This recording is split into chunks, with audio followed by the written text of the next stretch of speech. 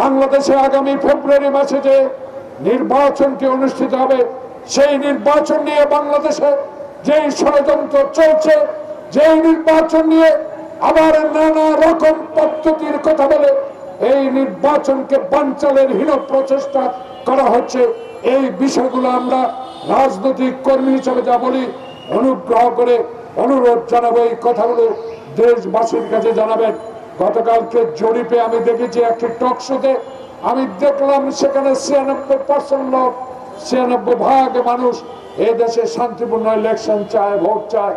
কিন্তু আমি বুঝতে পারি না, মুক্তিযুদ্ধের একজন অস্ত্র হাতে যোদ্ধা করা হিসাবে আমি আজকে যারা রাস্তায় নেমে এই ইন্টেরিয়াম গভর্নমেন্টকে বিষাক্ত করে তোলার জন্য আপনারা রাস্তায় নেমে যে আমাদেরকে বিভক্তি করার হীন চেষ্টা করছেন, আপনাদের উদ্দেশ্যে বলতে চাই, এটা কি গণতন্ত্রের পক্ষের লোক হলেন? যদি গণতন্ত্রের পক্ষের লোক হয়ে থাকেন, কেন প্রফেসর মোহাম্মদ ইউনূসকে আজকে শঙ্কার মধ্যে পাঠাচ্ছেন? কেন আজকে প্রফেসর ইউনূসকে আমাদের মাঝে বিভক্তি তৈরি করার জন্য হীন চেষ্টা করছেন?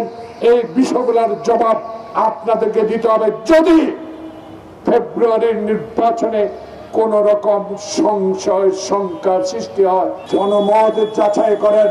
পিআর অবশ্যই আপনারা বুঝেন, সে পিআর পদ্ধতি যদি আনতে হয়, বাংলাদেশের এই ফেব্রুয়ারির নির্বাচনে জনগণের কাছে যান, ভোট দিয়ে ওই সংসদে, শেরে বাংলানগর ওই সংসদে যা সংখ্যাগরিষ্ঠতা অর্জন করে ক্ষমতায় যান, সংবিধান পরিবর্তন করে পিআর দেন।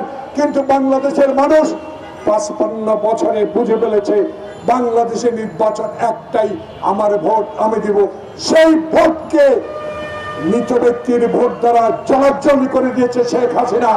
আজকে সেই শেখ হাসিনা দিল্লিতে বসে আবারও বাংলাদেশের গণতন্ত্র যে এনে দিয়েছে মুক্ত খোকনেরা, সেই গণতন্ত্রকে আজকে শেষ করে দেওয়ার জন্য হাসিনার প্রেতাত্মারা এখনো সচিবালয়ে বসে আছে।